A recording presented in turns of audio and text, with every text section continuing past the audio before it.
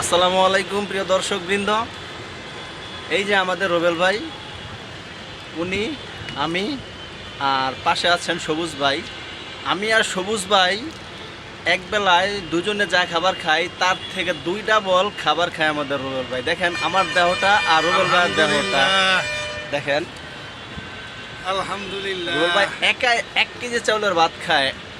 এই বর্তমান জমানায় কেউ 1 কেজি চাউলের ভাত খেতে পারবে? খেতে পারবে না। কিন্তু এই যে এই লোক রুবেল ভাই একাই 1 কেজি চাউলের ভাত খায়। সবুজ ভাই কথা ঠিক কইছি নাকি? আপনার সাক্ষাৎকারটা হবে?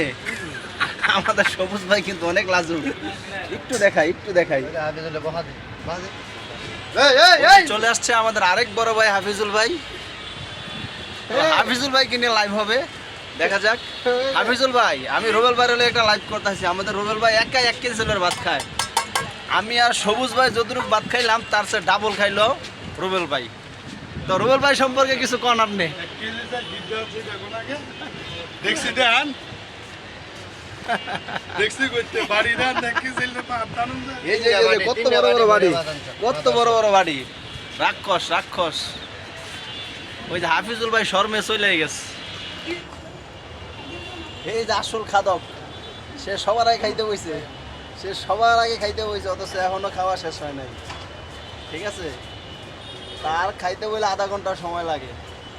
তো আপনাদের মধ্যে এমন কেউ আছে যারা কোনো দোকানদার যদি ভিডিওটা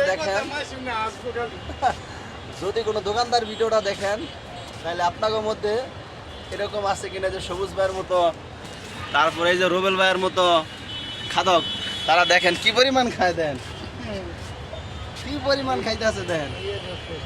এই যে আমাদের আসছে আরো একজন বড় ভাই মিঠন চক্রবর্তী। সবার আগে খাইতে বইছে ভাই, এখনো খাওয়া শেষ হয় নাই। তাহলে কি পরিমাণ খাওয়াটা খাইতে আছে? হ্যাঁ, নরসিং